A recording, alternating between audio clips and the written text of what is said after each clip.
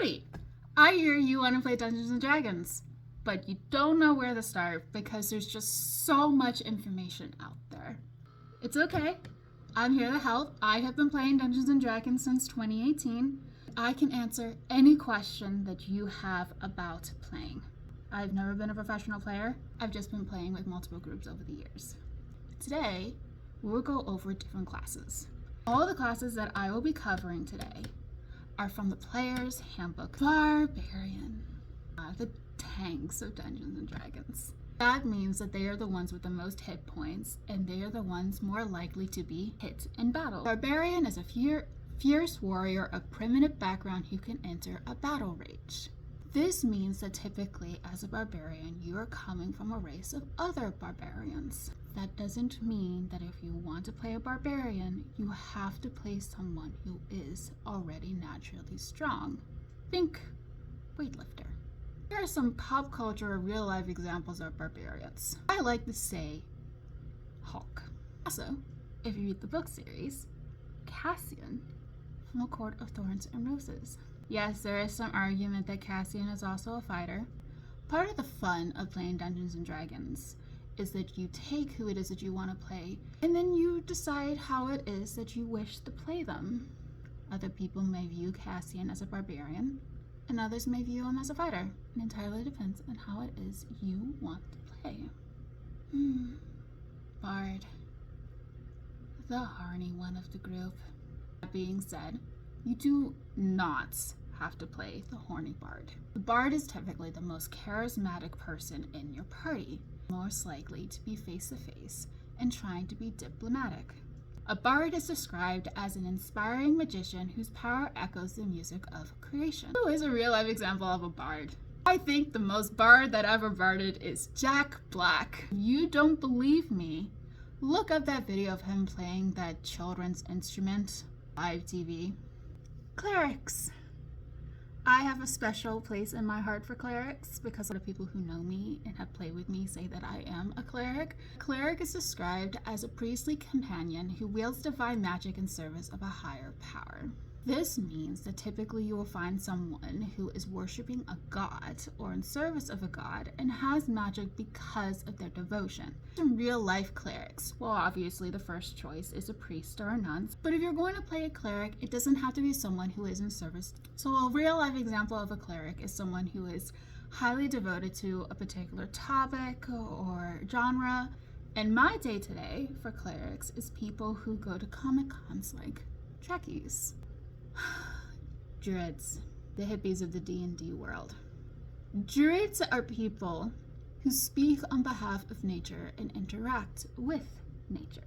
Get their magic and their abilities from nature and the animals themselves working with them rather than to their advantage. The druid is described as a priest of the old faith wielding the powers of nature and adopting animal forms.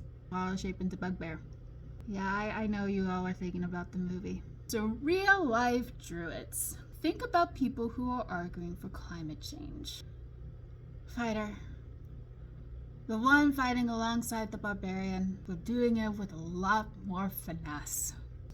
A fighter is described as a master of martial combat, skilled with a variety of weapons and armor. They are the ones who are also at the front of the group. They're the ones trying to take down the most amount of enemies. They're doing it with strategy in mind. So who is a popular example of a fighter?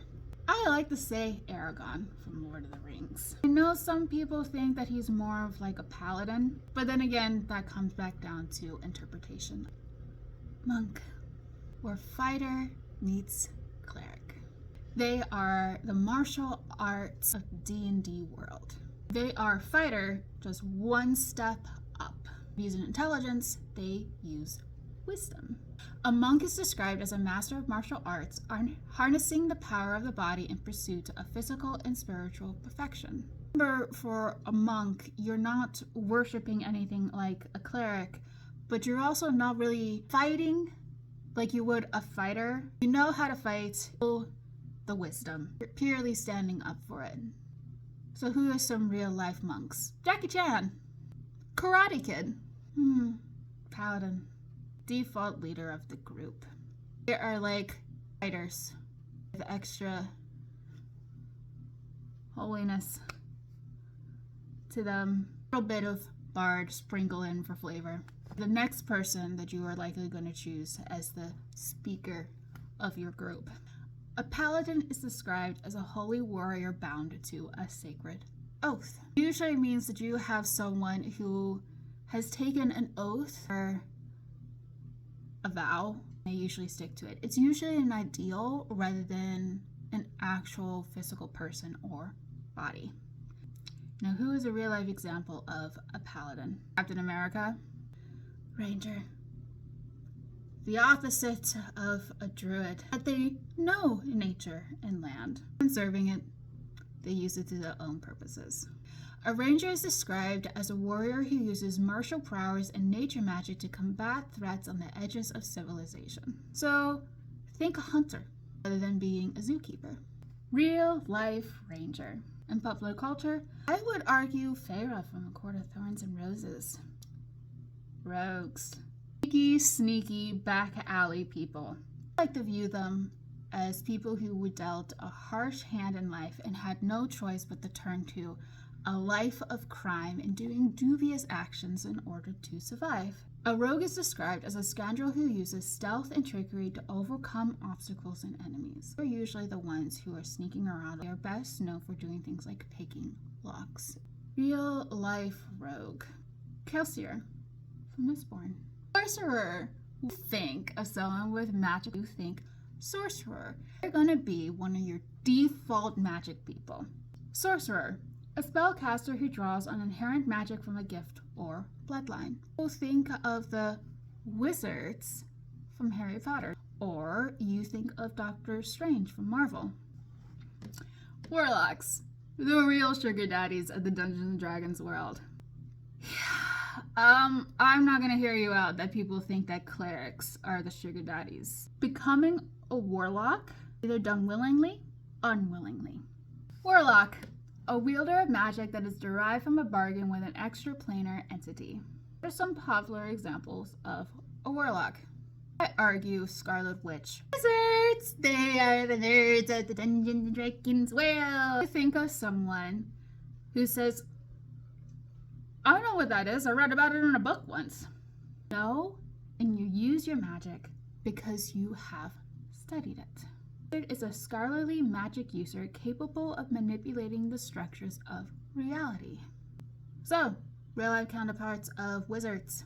Librarians. People who study to get a PhD. And those are the primary classes. Are there any classes that you have heard of that you want to learn more about? If you have any questions, let me know. I'm here to answer anything and everything you want to know.